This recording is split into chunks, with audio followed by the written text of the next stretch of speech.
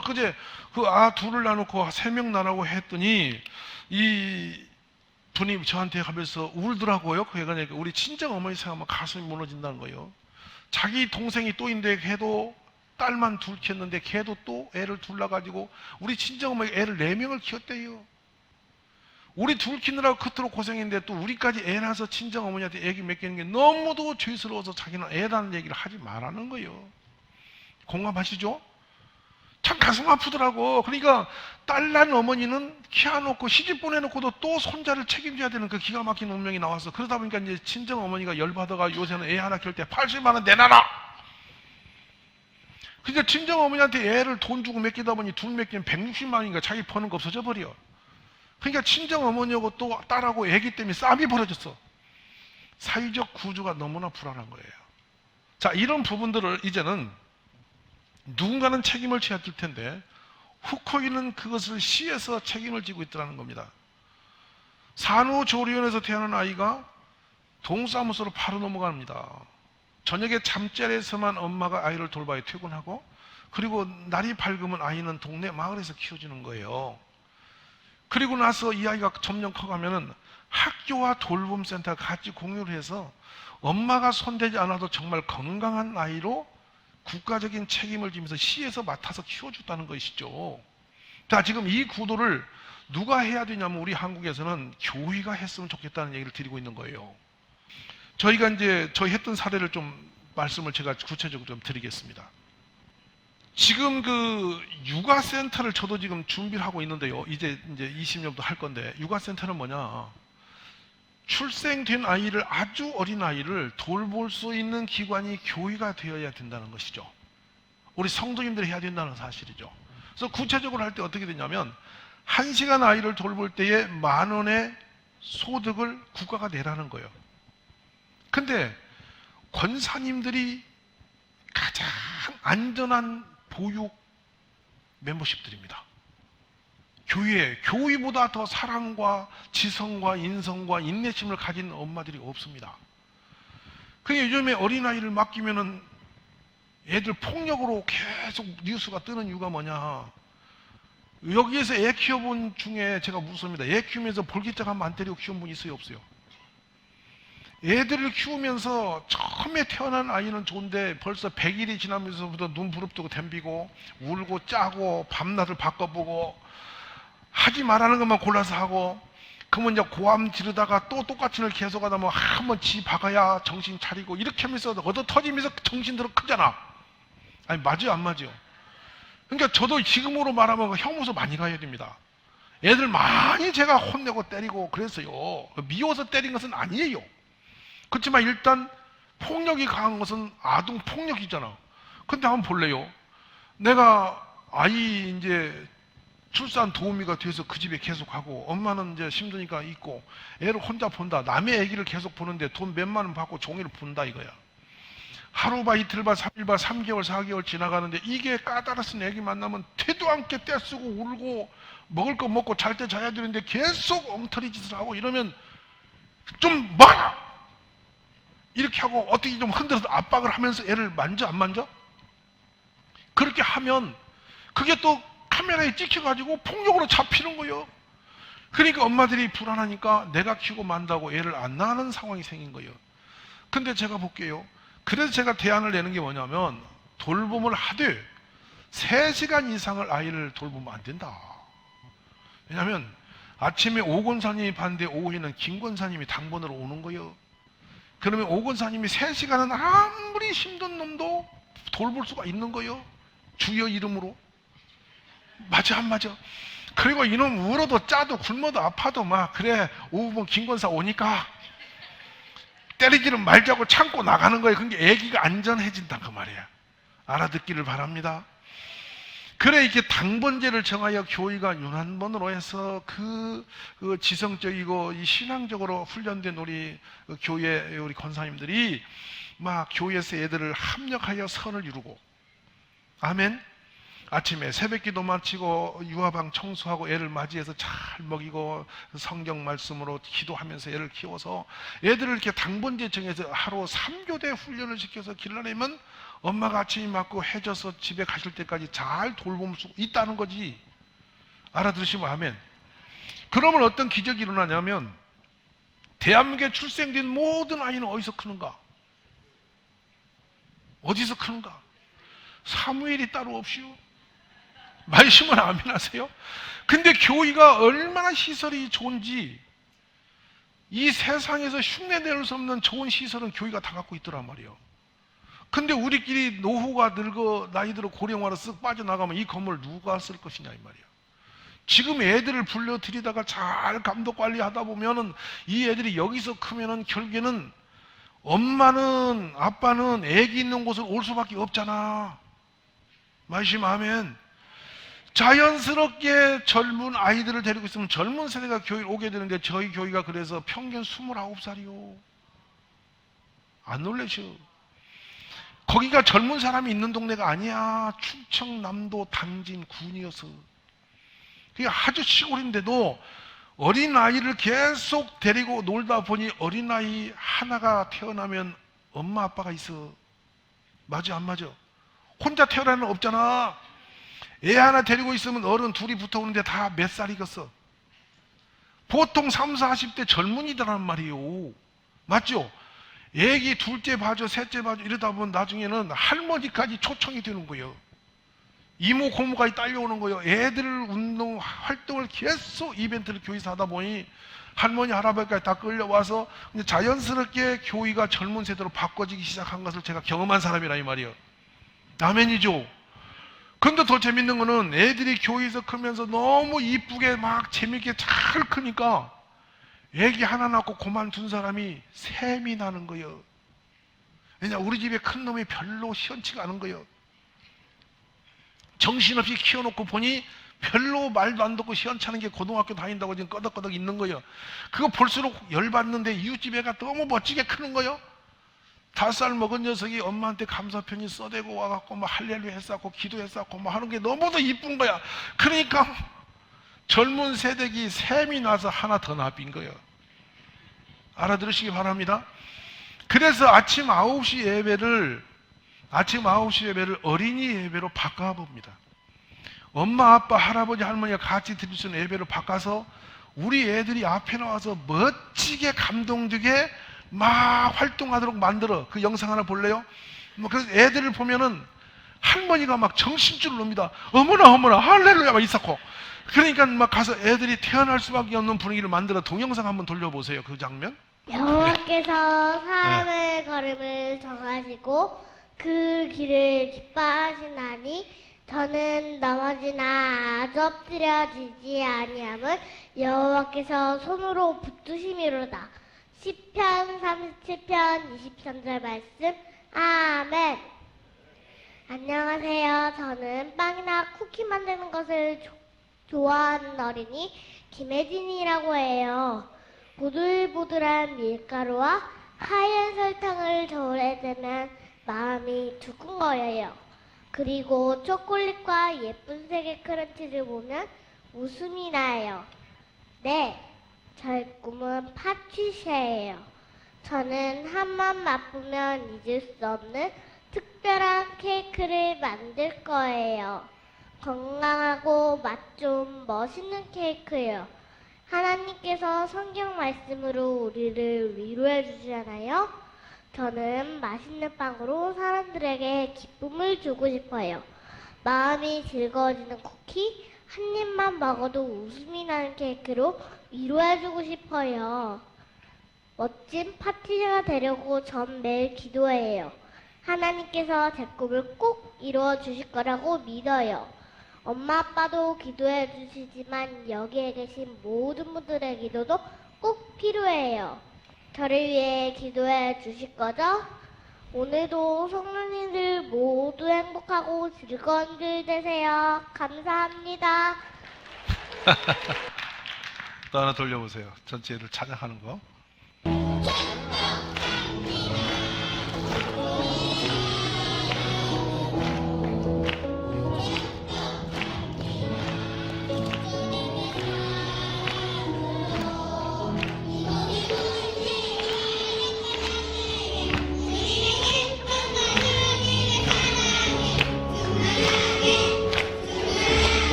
자, 이렇게 일부 예배에 아이들을 총동원시켜서 계속적으로 아이들의 무대를 저렇게 만들어 드리면 부모들이 어떤 생각합니까? 여러분 보시기 어떠세요? 예쁘세요? 굉장히 도전받지 않습니까? 자기 희망을 지금 6살, 7살짜리가 나와서 저렇게 얘기를 하게 한단 말이죠. 그러면 저는 회중에게 영향을 미치는 거야. 그러니까 젊은 엄마가 자기가 지금 애 하나 낳고 이제 40이 됐는데 이 아를 저렇게 못 키워본 거예요. 근데 저 아를 저렇게 보니까 나도 낳고 싶은 생각이 드는 거예요. 그 다음에 아까 이제 초등부, 유치부 애들이 지금 막 찬양하고 뛰는 모습을 보시지 않습니까? 거기 보면은 그 어리한 건 전부 다 머슴 애들이고 똑똑한 애는 저 여성 아들이죠. 보여요, 안 보여요? 이게 남자는 어차피 크면서부터 계속 어리한 것 같아요. 어려서도 차이가 확 나는데 어쨌든 저 모습을 보면서 부모님들이 도전을 받는 것은 뭐냐면, 와, 애를 키우는 건 되게 재밌고 흥분되는 일이구나, 행복한 일이구나. 그리고 저런 간증들을 계속 모아서 계속 이제 홍보를 하기 시작하니까 애를 안 낳는 분들이 낳고 싶은 동기부여가 되면서 자꾸만 도전하기 시작해서 이제 5명으로 도전해 가는 거란 말입니다. 그냥 애기 낳아야 됩니다. 방송에 우리가 가서 그렇게 한다고 애기 낳는 게 아니고 본인의 삶의 피부에 마음으로 닿는 부분이 있어야 알을 낳는다는 거죠. 자, 그러면 이제 여기서부터 중요한 걸 말씀드리죠. 저 아이들이 학교 수업이 끝나고 나면 어떻게 했냐면 우리 교회에 은퇴하시거나 직장이 힘든 분들이 계셔서 대형 버스 운전면허를 다 따게 만들어서 이분들이 자동차 운전을 다 익힌 다음에 가장 안전하게 학교 앞에 가서 학교 수업이 끝나면 1학년부터 태워오기 시작하는 거예요. 교회로 데려오는 거예요. 데려오면 무조건 1시간 동안 신나게 놀아야 돼요. 신나게. 애들은 재밌게 놀면서 크는 거니까, 놀다가 사회생이 일어나는 거니까 막 신나게 노는 거라. 그래 애들이 와서 노는 재미에 붙여서 막 교회로 계속 매주 오는 거예요. 그러니까 얼마나 웃기는 일이 벌어지냐면 몸이 아프다고 핑계대고 학교를 안 간 녀석이 열이 펄펄 나면서도 우리 교회 오는 시간 맞춰서 데려다 달라 그래서 교회 학교는 오는 거예요. 오후에. 그럼 보세요. 1시 30분부터 들어오기 시작해서 3시까지 들어옵니다. 초등학생은. 그러면 그 아들이 들어와서 교회에서 계속 놀다가 그 창의적 수학이라 해서 공부 안 하는 것처럼 놀다가 수학을 배워요.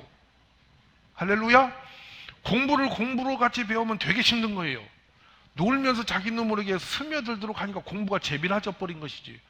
이 학교에서 공부를 죽도록 싫어하는 아이가 교회에 들어와서 재미가 붙어서 저절로 공부 성적이 막 올라가는 거예요. 둘째로 영어는 매일 2시간씩 그냥 떠들게 만들으니까 6학년 졸업할 때 되면 영어가 저절로 입에서 나오게 만들어. 아멘 안 하시네요. 성경 말씀으로 영어를 배우다 보니까 최고의 고차원적이고 가장 아름다운 언어를 많이 입력이 되어서 잘하게 되니까 아이들이 언어 생활이 달라져 버리는 거예요. 감사하지 않으세요? 그러니까 얘들의 이 지성과 영성이 자기도 모르게 막 자라나기 시작하는 겁니다. 그 다음에 우리가 명심보감이나 이렇게 귀한 예절 훈련들을 교회에서 시키는 거예요. 그래서 보세요. 1학년 아이가 교회 우리는 그 비전 스쿨을 하는데 여기 비전 스쿨이 비쿨이라고 그래요. 비쿨에 왔다 오더니 아빠를 안 부르고 아버지라고 부르거든요. 그러면 우리 보세요. 40살 먹은 사람이 70 먹은 아버지 보고 아빠라고 그러고 이 7살 먹은 녀석이 40 먹은 아버지 보고 아빠라고 그러고 우리 집은 아버지가 없어지고 아빠만 남았어요. 아빠가 아빠 이래버리면 전부 다 유치해져 버립니다. 아빠란 이름은 4살 이내까지 쓰고 커서는 아빠라 하면 안 되고 아버지라 하는 게 맞아요. 대답도 안 하시네. 근데 어느 날 이 30대 아빠가 애가 학교 끝나고 들어오더니 아버지 이렇게 부르니까 이 사람이 놀래가지고 야 인마 징그럽다 부르지 마라. 근데 아버지니까 아버지라 부릅니다. 애가 이렇게 갑자기 정색을 하고 노숙하게 나오니까 아버지가 자기도 노숙해져. 맞아 안 맞아? 그럼 밥상에서 이 아이가 갑자기 탁 손을 모으더니 탁 눈을 감더니 기도를 한다 이 말이요. 그러더니 아버지가 그냥 밥을 막 먹으니까 아버지 그 식사를 그렇게 막 하시지 마세요. 왜 그러냐? 그렇게 하시는 것은 돼지 같아요. 그럼 어떡하는데? 감사하고 먹어야 사람이 되는 거래요. 그 아버지가 놀래가 그러면 네가 해봐라고. 아버지 그러면 아버지 눈 감으세요. 이러고 얘가 정중하니 기도를 하는 거예요. 근데 이걸 주신 하나님 감사하고, 요리를 수고한 우리 엄마가 감사하고, 이걸 직장 다니면서 수고하여 가정을 세워간 우리 아버지 감사하고, 우리 가족을 건강에 지켜주시면 참 하나님 감사합니다고 예수님은 기도하면, 이렇게 얘가 기도를 그렇게 배워서 해. 그 안 믿는 아버지가 충격을 먹는 거야. 근데 매 식탁 시간 되면 애 눈치 보는 거야. 혼자 못 먹어. 그러면 네가 해라. 이러면 애가 기도해야 밥을 먹잖아요. 맞지 안 맞지요? 근데 가정의 변화가 나타나니까 엄마가 너무 놀라는 거예요. 엄마가 너무 놀라서 와, 이거 여기는 보내야 될 곳이구나. 그 교회 학교 오후에 갔다 오던 얘가 이 품성이 달라지고 애절이 달라지고, 텔레비 보다가 엄마 그만 꺼주세요. 텔레비 너무 보는 것은 좋지를 않대요. 이게 돌아버리겠는 거지. 그러니까 엄마가 훈련을 받는 거 맞아 안 맞아? 여러분, 누가 지금 가정 변화를 일으키고 있는 거야? 이러니까 사무엘이 따로 없는 거예요. 그러니까 보세요. 1시 30분부터 저녁 8시 30분까지 교회에서 매달려 있어 애들이. 그런데 와서 노니까 즐겁고, 공부는 저절로 되어지고, 영어는 2시간씩 떠드니 재밌고, 모든 아이들에게 악기를 가르쳐서 피아노하고 바이올린이나 이런 악기를 다루게 다 만들어서 전원 아이들이 악기를 다루게 됩니다. 그러니까 인성이 그곳에서 저절로 힘들 때 즐거울 때 악기를 켜면서 노래를 부르게 만들었단 말이에요. 좋아요 안 좋아요? 근데 이것이 따로이 부담되는 돈이 아니라는 겁니다. 교시다 보니까 인력이 많고 엄마 인력을 동원해서 이것을 공동체로 활용하다 보니까 저 비용으로 극대화된 효과를 발휘하다 보니까 이 비쿨이 당진에 어마어마하게 소문이 나기 시작하는 거예요. 그래서 이게 두루기가 이제는 문턱이 점점 높아질 만큼 경쟁이 생기는 거예요. 근데 더 재밌는 거는 수요 학교는 어떻게 운영하냐면 1학년에서 6학년까지 함께 공동체로 놀게 만드는데요. 우리는 예전에 어디서 훈련을 받았냐면 저희 삼촌, 형 그런 분들에게 저절로 인생을 배웠어요. 제가 밴쿠버에 가서 크레도슨 학교 가서 충격을 받은 사건이 하나 있어요. 이 운동장이 이 예배당만 한 곳에 한 50여 명 된 애들이 공 2개를 차고 놀고 있는데 정신이 하나도 없어서 뭐 하는지를 모르겠어. 제가 교사님 물었어요. 교사님, 지금 얘들이 하는 이 운동이 무슨 운동이에요? 그랬더니 저보고 잘 보라 그래. 나 이해가 안 간다. 이게 무슨 스포츠가 이런 게 있냐 그랬더니 자기가 웃으면서 이거 축구하는 거래. 공 2개를 가지고 운동장에서 50명이 뛰는 게 말이나 되냐 이 말이에요. 그래서 이게 무슨 운동이 이러냐 그랬더니 잘 보라고, 자세히 보라고. 나중에 제가 보고 충격을 받은 게 뭐냐면 1, 2학년 어린아이들만 공을 차고 그 이상의 아이들은 뛰어주면서 응원만 하고 소리만 지르지 공연 피해주더라 이 말이죠. 그래 교장님이 물었어요. 왜 이렇게 하죠? 그랬더니 이런 말을 합니다. 교회란 예수님의 정신은 약자를 도와 같이 가는 것입니다. 우리는 지금 이 공을 차게 하면서 스포츠 하는 게 아니라 예수님의 정신을 쟤들에게 익히고 있는 중입니다. 교회학교 교육보다 더 멋있는 교육은 없습니다. 아멘이십니까? 주일학교 1시간, 2시간 가지고 할 수 없는 일이 평상시 매일 교회에서 이렇게 운동이 되다 보니까 정말 건강한 국가 인재가 자라나고 있는 거예요. 아멘. 이게 돌봄센터는 누가 하지 말라고 해도 교회가 반드시 해야 될 거라고 저는 생각하는 사람입니다. 그래 수요일날은 어떡하냐? 1학년, 6학년이 함께 한마당에서 같이 뛰어놀기 시작합니다. 형들이 동생을 도와 놀기 시작합니다. 이제 놀수라 해서 노는데, 그리고 나서 저녁에 요리를 하는데 아이들끼리 아침에 학교 가면서부터 어떤 애들은 이렇게 프라이팬도 갖고 오고 어떤 애는 그 부탄 가스통도 들고 학교에 가서 아침에 들고 학교에 가서 그 무거운 걸 들고 종일 다니다가 이 교회로 갖고 와서 저녁 식탁을 자기들이 열어놓고 5, 6학년이 요리를 해서 1, 2, 3, 4학년을 먹입니다. 내가 보면 먹을 수도 없는 요리입니다. 맵고 짜고 싱겁고 베레벨 요리가 다 나오는데 그거를 또 동생들 아이보라고 계속 먹이고 지네들은 눈물이면서 먹어주고 이러면서 형 동생이 어울려지다 보니까 인성이 어마어마하게 좋아지는 거예요. 지금 이해되셨습니까? 자, 이렇게 하다 보니까 교회에서 학교에서 4시간 정도밖에 체류하지 않는 아이가 교회 와서 6에서 8시간 동안 체류하게 되니 우리나라의 건강한 아이들이 어디서 큰다고 보십니까? 이제 교회에서 자라나게 되더라 이 말이죠. 이게 점점점 소문이 나니까 이제는 엄마들이 소문이 나서 우리 아이를 맡겨주세요. 그러면 1년 전에 교회 등록하여 당신이 정상적인 신앙생활 하는 집 자녀만 받겠다. 이렇게 하니까 엄마들이 이미 내년에 애기를 입학도 시키기 전에 유치원 때 벌써 교회에 등록하고 다니다고 1년 도장 찍고 애를 입학을 시키는 거라. 알아들으시면 아멘 하세요. 그리고 여름 방학이 엄마들에게는 재앙입니다. 큰 숙제입니다. 학원도 방학에 버리면 맡길 곳도 없습니다. 직장 엄마들은 애들이 학교에서 쉬는 날 자체가 재앙이란 말이죠. 그래서 이 아이들을 방학 캠프를 따로 만든 게 어떻게 만들었냐면 이 12월부터 5만 원씩 저축을 해요. 그 저축된 돈을 모아서 영국과 미국에 있는 세계 인류 대학의 학생들을 1월 달에 우리가 선발을 합니다. 그리고 그들 오션을 본 다음에 그들을 계속 코칭해서 그 보험까지 다 들어서 걔들 여름 방학이 되면 한국으로 불러드립니다. 불러들여서 그들이 한국에 와서 우리 아이들과 함께 홈스테이를 하게 되면서 종일 외국 대학생이 우리 아이들 집에서 5, 6명이 어울려서 생활을 합니다. 여름 방학 내내. 그리고 시청에 가서 시의사당 빌려서 애들이 시의도 진행을 영어로 해보고 슈퍼마켓 롯데마켓 빌려서 한쪽 창을 완전히 여름 방학 내 우리 애들이 영어로 운영하도록 해서 도와주기도 하고, 그러니까 외국의 대학생과 우리나라 초등학생이 이제 형, 고모 이런 식이 돼서 연결이 돼가지고는 국제 캠프를 열어주다 보니까 아이들의 이 영어 지수가 엄청 높아져서 재미있는 현상이 뭐냐? 우리 애들이 완숙한 영어를 지금 못 하잖아요. 완숙한 영어가 못 되니까 앞뒤 말이 안 맞고 막 지 맘대로 하는데 외국인보다 더 떠들고 덤비니까 외국 애들이 놀래갖고 자꾸 도망다닙니다. 자신감이 넘쳐난단 말이에요, 우리 애들은.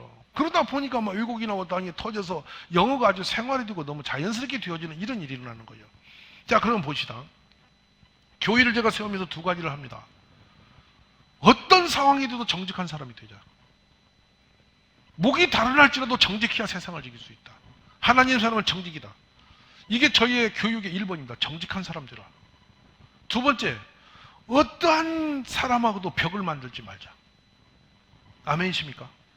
그래서 통틀어 보자. 세상이 흔들 수 없는 사람이다. 어떤 유혹이 와도 어떤 미혹이 되어도 어떤 고난이 와도 흔들리지 않는 그 사람. 바로 요셉 같은 사람, 다니엘 같은 사람 되도록 키워내자. 국가가 바라보고 찾고 싶은 그 사람, 하나님이 바라보고 세우고 싶은 그 사람을 교회에서 만들어내자. 할렐루야.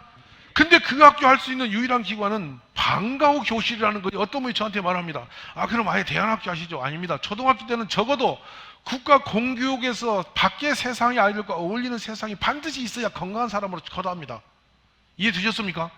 그리고 교회에서 또 다른 그 교육을 통하여 진정한 하나님이 찾으신 사람을 만들어내는 그런 시스템을 갖추는 거. 저는 그래서 작은 교회들이 이걸 했으면 좋겠는데, 2-3 교회가 작은 교회라면 서로 힘을 합쳐서 이런 돌봄센터 하나 운영하면 얼마나 좋을까?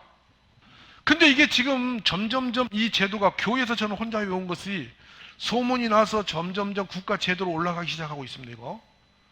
그래서 이것이 지금 어떻게 왔냐면, 이게 방과후 돌봄센터라는 이름으로 국가 제도화 되어져 왔다는 것이죠. 국가 돌봄센터가 현재 사회적인 문제로 이제 정상적으로 국가 제도 시책이 되어지고 있지 않냐 이 말이에요. 대통령실에서 금년 3월 19일인가 이게 딱 정리가 된 겁니다. 점점점 이제 사유화로 나왔는데 이 귀한 교육과 출산에 대한 지원 정책을 누가 책임지고 할 수 있느냐는 것이에요.